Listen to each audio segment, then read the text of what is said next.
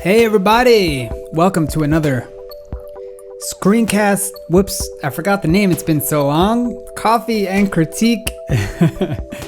It's been a while for 52 Frames. I'm Yosef Ades. This is for week number 36. The theme or challenge was called Wabi Sabi, which for those of you that don't know is a Japanese worldview that looks into the beauty and appreciation of imperfection in the world, specifically things that get more perfect, if you will, with age, and to appreciate the perfectness of imperfection, really. And it goes along very well with things that I always shout from the rooftops, to be okay with imperfection. That's why it's a weekly challenge, not your best photo challenge. It's not your most favorite photo or the best photo you can take challenge. It's just a weekly photo challenge. And I think it's really a key in general to improving in life. And whatever you want to do is to just go out and make it imperfect, but just make it. So today we're going to look at a few photos for this Wabi Sabi challenge and see what kind of beautiful photos caught your eye that may perhaps be surface level, imperfect, or flawed. But if you take a look deeper, they're actually quite beautiful in its age and imperfection. But first, I want to thank, sorry for shouting, all of our 52 Frames patrons.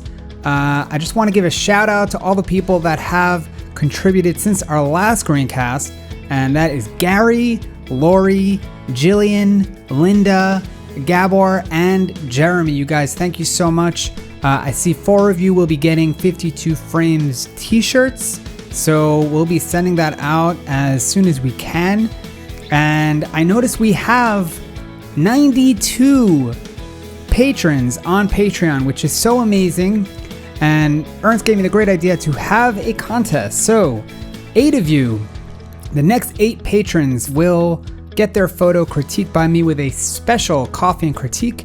And then I'll choose another 5 at random from the other patrons, and I'll make a special coffee and critique for the Patreon community. If you don't know, 52 Frames, the 52 Frames Patreon campaign is to raise money to cover the cost of the project, to get this project going out as smoothly as it does every week to week, and so that I can hire developers and make this into something bigger, get it off of Facebook, make our very own website where we can follow people and sort the albums. And I'm gonna share with you a very special Patreon message at the end of this video if you're interested in hearing more.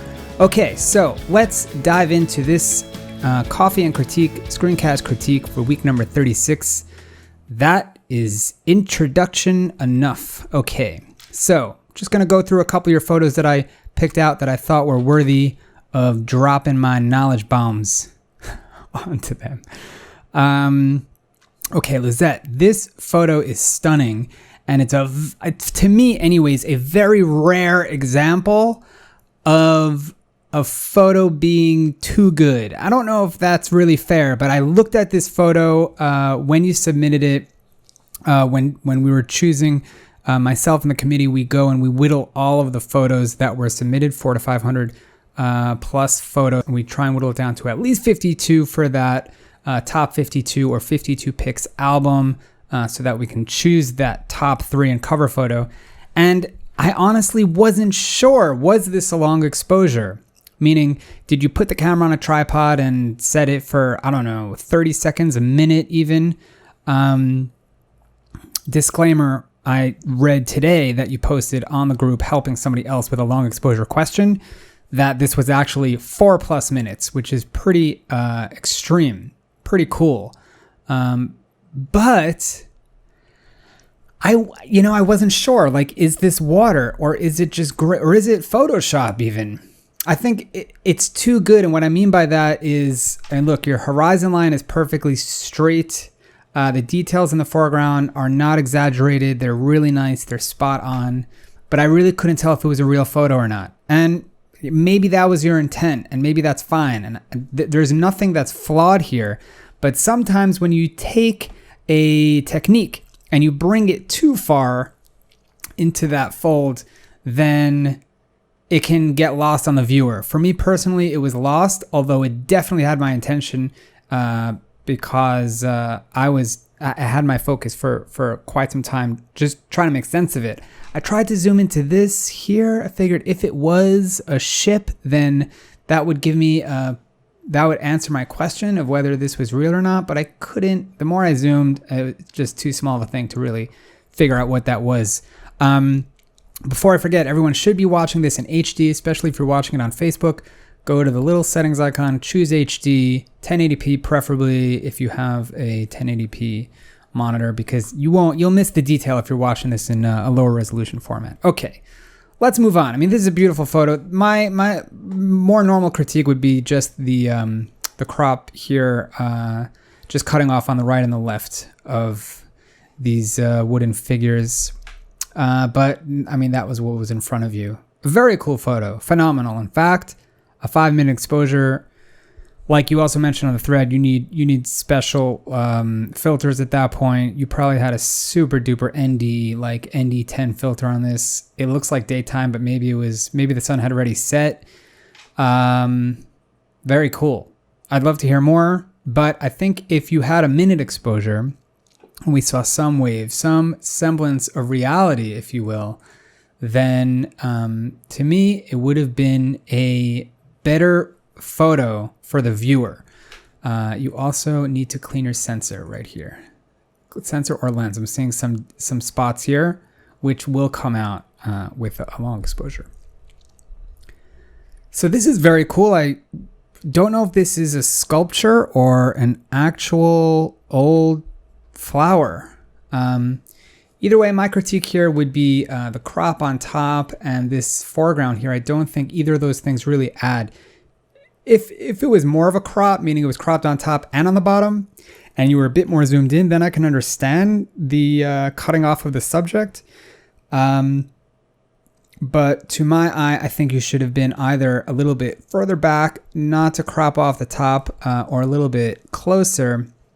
And this here just seems distracting. It's not, unless your intention was that it's interplay with the life and the death. Okay, I kind of get that. But that's my critique. Stand by my critique. This too, I think if you zoomed in, it seems a little bit soft.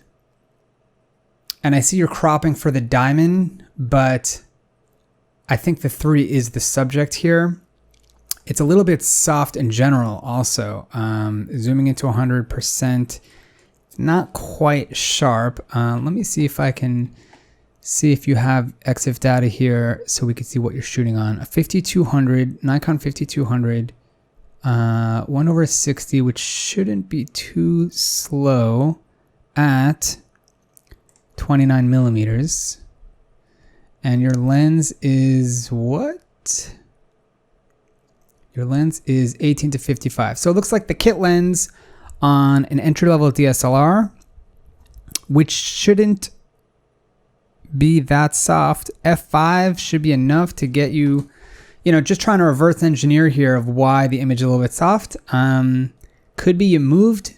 It could be the lighting was a bit harsh, or it could be you just didn't insert any sharpening in post. Now, it's not something you have to do. This, for anyone that hasn't seen this before, is Adobe Bridge. This is what I use to look through the photos. It's not really a photography app, software, program, whatever kids call it these days. But for me, it works perfectly, and it gives me direct access to what's called Adobe Camera Raw, which is this dialog here. This Adobe Camera Raw is also accessible through Adobe Photoshop and through a bit more of a backwards type of way through Lightroom as well. But it's essentially identical to Lightroom. For the sake of this conversation, it's just a little bit different, much faster, but the same engine, just a slightly different layout. So in the detail tab here, we have something called sharpening. And if I raise that by a lot, you could see the detail that I think the photo should have. And also, for the sake of the conversation, if I took the clarity slider and moved that more than I should, you'll start to see the detail of the way I think the photo should have looked. And maybe, you want to take down the saturation, and then you can make things even crazier in black and white. But I think a more simple critique would have been also to zoom in. I think the 3 is really the highlight here, and that would be my main critique for this. But I feel like I'm taking too much time. So let's move on. This is going to be one of a few examples that I pulled out of HDR, and I actually liked a lot of your HDR work. But I pulled out a few specific ones that I think were taken too far. Okay, hold on one second. Just need a sip of my coffee. This is a coffee and critique. The last few coffee and critiques have been sans coffee, and that's a misnomer. And I apologize for my dishonesty. It should have just been called and critique. So staying true to the name here. What does that mean too far? HDR will give you a very cool and funky look, and I think a lot of you will recognize it. And interestingly enough, a lot of Instagrammers, general audience, people of the world, people on their phones that are swiping and looking excited, they'll see a photo like this and they'll be like, "That is awesome! How did you do that?" And it is awesome. Don't get me wrong. It's very cool. I don't think this is really in the category of photography at this point. I think it's more of a piece of art, kind of mixed media category. If you wanted to print this out and put it on your wall, 100% go for it. And I'm not critiquing the craft here. I'm not really even critiquing the final product. My critique is a photography critique. I think for this is a bit more Photoshop heavy, if you will, which is not a bad thing. But for the sake of this project, I'm going to declare it flawed because it is further away from the classical characteristic and end goal of what a photograph is and understood to be in the realm of this project and the category of photography today. I apologize for that run-on sentence, but in short, this is too crazy. It's too funky. It's too out there. In simpler words, it's much too colorful. It's much too detailed. The detail is also backwards. Let me try and find another example. These clouds don't exist in real life. Okay, I actually really like that photo, but it's not real. So once you get to the point where it doesn't quite look real, it's oversaturated, it's over detailed, meaning over sharpened, then, when you start zooming in, things start to get really wonky and blocky, and there are some telltale hints. One that I will show you. Let's see if this has it. Yeah. One telltale hint of an HDR gone too far. When HDR attacks 7 is what's called haloing, where you see a halo around the edges of your subject. And we can see it here if I zoom in a crazy amount. You see the dark line here that's just on the subject's edge. And you see it all the way around. You see it everywhere. And you can see it in full zoomed out view as well. Here, I think, is the most apparent over here.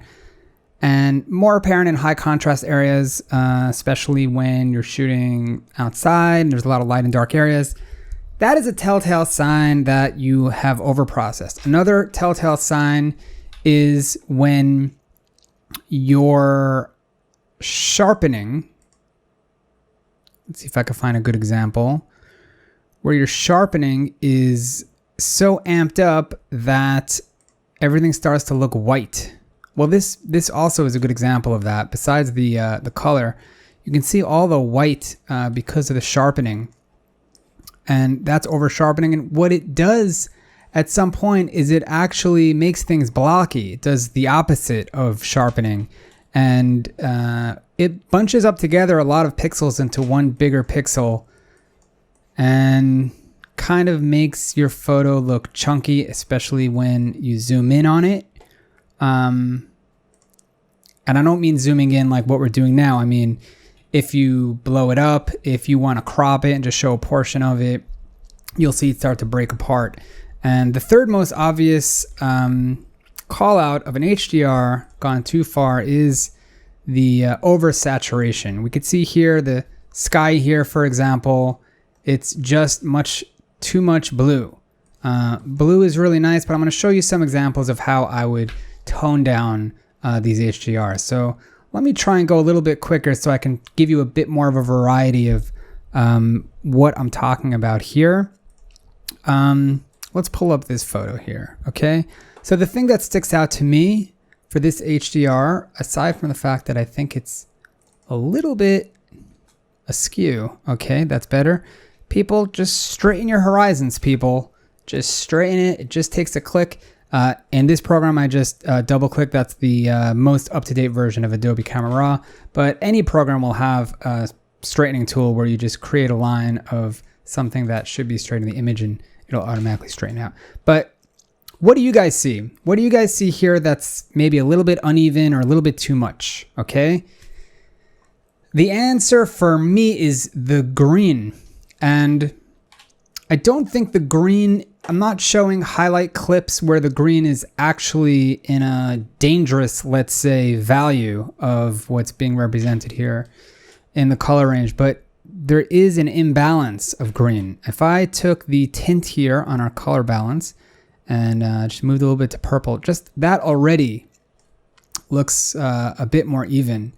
And if I took down the green saturation just a tad, and I could even amp up the yellow a bit just to kind of even that out, and can move up the vibrance a bit just to bring up all the weaker colors. And this red here as well. This red is, for me, it's coming in a little bit too hot. So that's a little bit too much. We do want it to pop. I think that's a good amount. Just to have the right balance. And I think this is also over sharpened. We can go to noise reduction here and amp that up to try and soften the overall tone. Ordinarily, you wouldn't do that. I just wouldn't sharpen it as much. Maybe even bring down the contrast, and I would play more with the clarity slider, which is the mid-tone contrast, instead of the sharpness, which is a much more detailed pixel by pixel level of sharpening. So this is what I've done with it. Let's see what that looks like before and after. Okay, this is the before, this is the after. Okay, I'm gonna do that a couple times so you could just see the difference. And for me, it's really the greens. You see the before here. You look at the building here. Look at the white house is green, and the after, you see the house. Suddenly, the house comes to life in the background. It just looks more realistic. See, the house is green over here, and now the after, we took that green out. This is a more natural environment.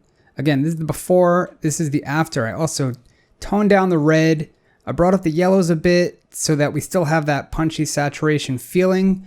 And I think it's a more balanced image. So those are things to keep in mind when you are amping things up in HDR. Try and keep to that realism. Try and keep to a more realistic scene. In my opinion, I think that's a better photograph. Marsha, really, really lovely photo here. Also, this would be, I think, beyond photography. Very heavy vignette. It's a cool photo. Again, if you want to print this and put it on your wall, I think it's a very cool piece, but I think it's a bit too extreme. This one is a really lovely image. I just wanted to point out that it seems your focus is soft on this subject over here, and maybe her as well. I'm trying to find the focus in this photo. And let's look at your settings here real quick. So 2.8 for portraiture is a bit bold. You want to go f4 probably at most. And for two people, you want to really be at f8 to be safe. You want this background blurred, so maybe 5.6.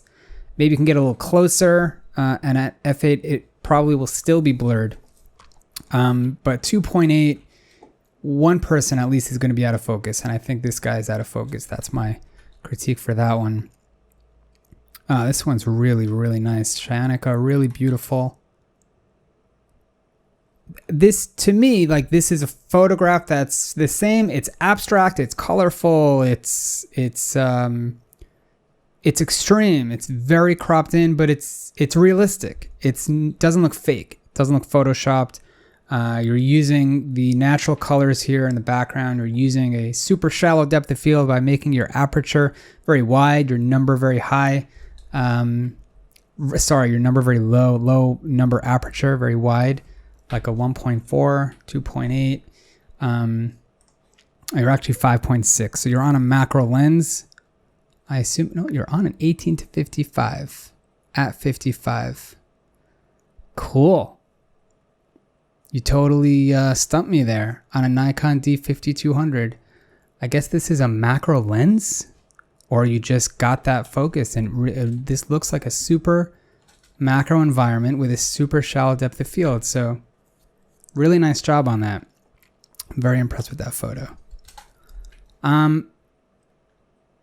This one to me also, for me anyways, it looks like a very real environment where you got the sun on this, what are these called? Daffodils. And the background was naturally dark. It doesn't seem Photoshopped. This is beautiful. To me, this is a beautiful photo that I think accomplishes the similar vibe to what the other photos try to do with heavy processing.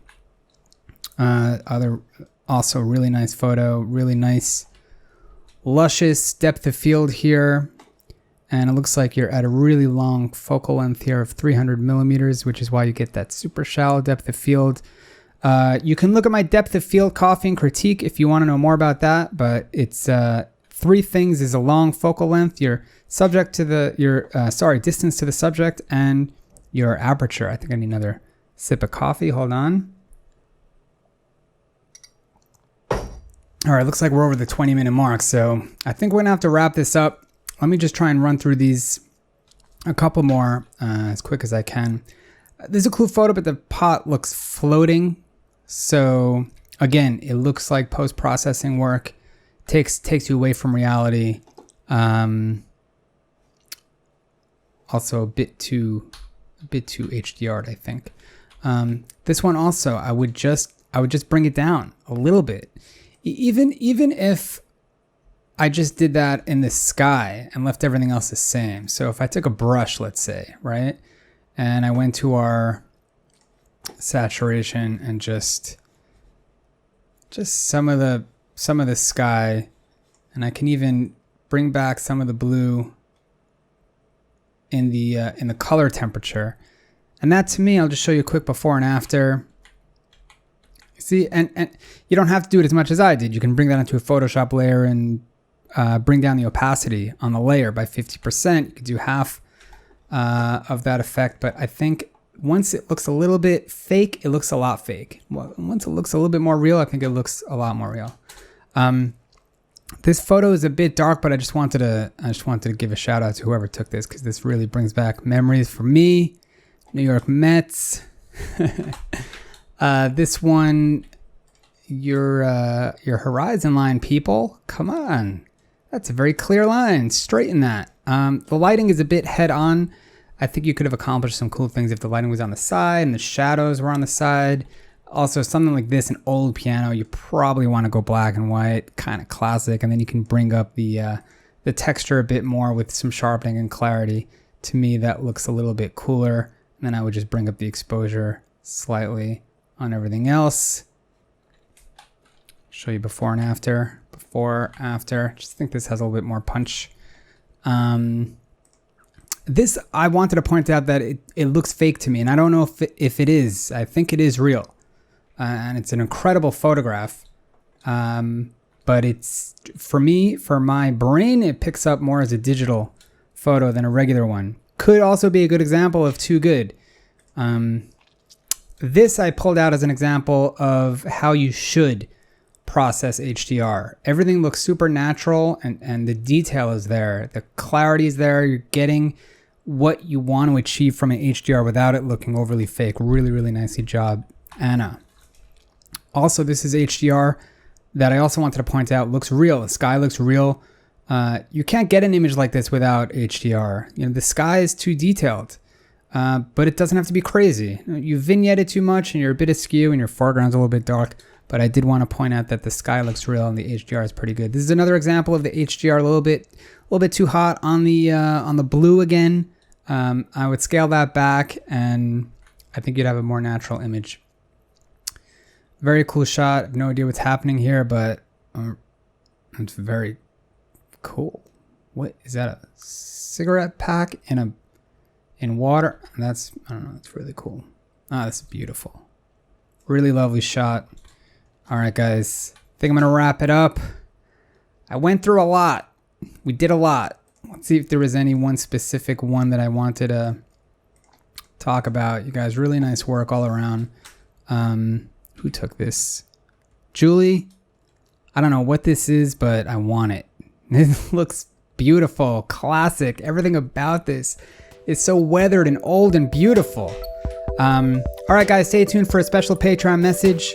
So glad to get back into this. I do want to deliver more of these coffee and critiques. I think it helps a great deal for the community. And it's an honor to just, give my own personal feedback on these things, and hopefully it helps you guys. So until next time, happy shooting. Hi, my name is Yosef Adest, and I started 52Frames back in 2011 as a personal passion project of mine for me and my friends to get better at photography through a guided weekly photo challenge. Little did I realize at just how much this would impact thousands of people from all over the world, literally changing the way they perceive their world. I can't count how many letters of gratitude I've received from people in the project, thanking me for all that the project has done for them and for enabling a creative space in their otherwise busy lives. For 2016, I'd like to take this project to the next level. I have spent countless hours and my own money over the last 5 years in making this project something really special, which is why I'm now coming to you for support. I'd like to invite you to become a patron of 52Frames. In order to keep this project running, from server costs, the emails I send out, the forms we use, it costs me hundreds of dollars every month. But for this year and beyond, I want to do even more. For those of you that know me, know that video is my passion.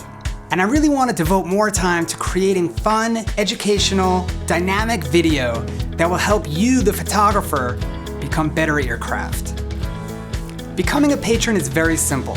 All you need to do is pledge any dollar amount each month, and you will have full access to the 52Frames Patreon page, as well as your personal footing in making this project become something truly special.